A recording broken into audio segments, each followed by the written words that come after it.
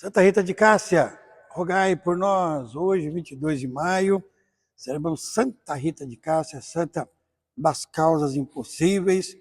Vamos destacar alguns pontos da sua vida e o que nós podemos aprender com Santa Rita hoje. Importante sempre olharmos para os santos, não apenas olhar e ficar pedindo, mas aprender como eles foram fiéis seguidores, o que nós podemos aprender no seguimento a nosso Senhor. Santa Rita, os seus pais de sentimentos religiosos, humanos, piedosos, numa época, nasceu em 1381, época de conflitos, embates em cidades, guerra civil, conflitos religiosos, e ali os seus pais eram como se fosse juiz de paz, um cartório itinerante, naqueles conflitos, eles que iam lá ajudar a acertar contrato de terra, de terreno, de família, eram os pacificadores. Eles iam lá como um cartório, na época não tinha evoluído essa questão jurídica, eles iam lá. Eram pacificadores, eram amigos, eles exerciam função assim, de conciliadores naquela comunidade. E Rita, Margarida, foi aprendendo com os pais a questão da conciliação, com certeza os pais discutiam em casa aquelas conquistas deles, era chamado Bons Anjos da Paz, olha que bonito, que título bonito os pais de Santa Rita. E aquela mocinha foi criada, bonita, com personalidade, era sensível, conseguiu estudar e tinha uma personalidade desde cedo, né? Tudo bem, sua infância, pais religiosos, tranquilo, bem formado, nesse sentimento de paz. A partir da sua adolescência, casou-se com cerca entre 12 e 14 anos, bonita, inteligente, era uma das poucas mulheres que tinha acesso a leituras, determinada. Seus pais, piedosos, conscientes religiosos, claro que conseguiram, ela se namorou de Paula de Fernando Mancini.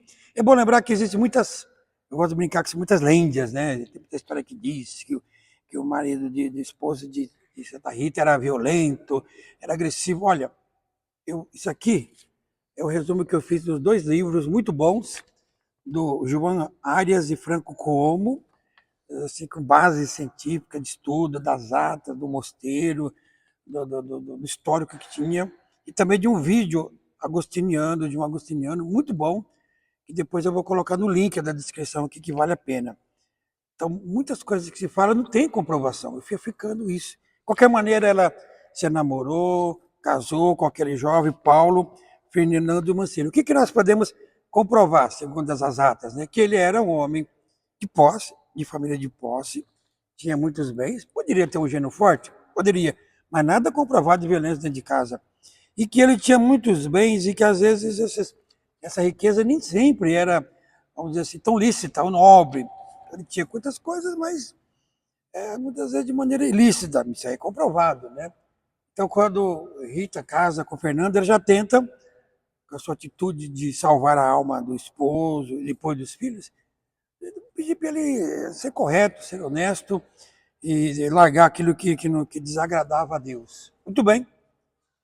Tiveram dois filhos, e aí, educando os filhos na fé cristã, o marido chamando para conversar, o marido largou aquilo que era ilícito, e aí com isso os amigos do ilícito dele não gostaram, né? Imagina, se você tem algo irregular, você faz parte de uma facção, se você deixa, você fica marcado. Nessa marca, os amigos do Paulo que foram visitá-lo e naquele embate acabaram esfaqueando e deixaram ele lá tombado. Rita chega lá ainda, Fernando estava em vida, e ela tenta assim ainda curar o coração dele de ódio, de mágoa, para que ele não se vingasse, para que ele morresse em paz. Preservou a identidade dos assassinos, porque eram conhecidos amigos. Imagina a guerra que viraria lá entre famílias, morte, mais morte, vingança. E isso desagradou a família do Paulo, do esposo, né? Ela não entregou os assassinos de alguma maneira. Ela foi tirada da sua casa com seus dois filhos. Imagine, né? E os filhos, imagine, querendo saber como é que era, como é que o pai morreu, ela preservando. Ela rezava para que o ódio, que os filhos não tivessem sentimento de vingança também. Essa é a oração dela. Ela não pediu para Deus tirar os filhos, né? Ela orava que os filhos não tivessem sentimento de vingança. E um ano depois teve uma epidemia, uma peste naquela região, e os seus filhos foram contaminados, encurtando aqui a história, e morreram os dois um ano depois, também nesse sentido, sem sujar as mãos de sangue, né, de vingança, assim por diante. Viúva, então, como filha exemplar, como esposa e mãe preocupada com a salvação do esposo e dos filhos, depois dela, vamos dizer, estava liberada, buscando a sua vida sempre de caridade, de servir os pobres, de pacificadora que ela aprendeu com os pais, tentou entrar num convento. Teve algumas dificuldades, mas conseguiu entrar num convento que já era de viúvas, penitentes. Tinha as jovenzinhas, né? Mas não, tinha um convento das viúvas. Ela, algumas dificuldades para entrar, entrou de forma extraordinária. Tentou, não conseguiu, até que ela conseguiu, quando você vê, estava lá dentro. É um episódio que não dá para contar muito aqui, né? Lá no convento ela foi exemplar, obediente, fez no teste vocacional, regou um tronco seco que depois gerou videira, né? Cultivou a videira, são sinais que estão lá na casa onde Santa Rita viveu. Esse vídeo do monge nos mostra isso.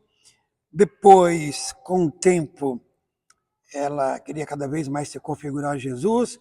Numa sexta-feira santa, ela pedindo a sua configuração a Jesus, recebe na sua frente um estigma da coroa de Jesus, da coroa de Cristo, coroa de Jesus, e a partir daí aquele estigma, aquela ferida exalava um odor muito ruim. Ela teve que ficar separada num quartinho durante os últimos 15 anos da sua vida. Quando estava para morrer, pediu figos e rosas da sua terra, onde estava no inverno rigoroso, e conseguiu figos e rosas, 2 figos e rosas, e ela teve isso como sinal de que o seu esposo e os seus filhos estavam salvos. Figo das rosas, estigma, e após a sua morte, ela que exalava um mau odor da sua fronte, quando ela morreu, saiu um suave odor de rosas, perfumado, um grande sinal. Tocou na cidade, sua morte é uma manifestação muito grande assim, da presença de Deus. Quando ela morreu, muita gente vinha ver lá, muita gente. Gente de diversos países, impressionante, né? Como a fama, a santidade esparrama. E aí não conseguia nem enterrar ela, mais gente, mais gente, mais gente. E aí as irmãs não sabiam o que fazer, falaram, não, tá bom, deixa, vai velando, né? Até a hora que o corpo se decompôs, se não decompôs. E não se decompôs. Então ela tem o corpo até hoje incorrupto, mesmo passando por um corpo queimado, é um fenômeno espetacular. Por isso ela é modelo de uma filha exemplar, aprendeu com os pais, obediente aos pais, esposa e mãe, que buscava a conversão, a salvação do esposo e dos filhos, e como monja, a caridade permanecendo sempre na sua vida. Então, peçamos a Santa Rita que nos ajude no nosso estado de vida, filho, pai, mãe, casado, solteiro, religioso, ouvirmos, sermos obedientes e fazermos tudo com amor. Aí sim, nós vamos exalar o suave odor de Cristo.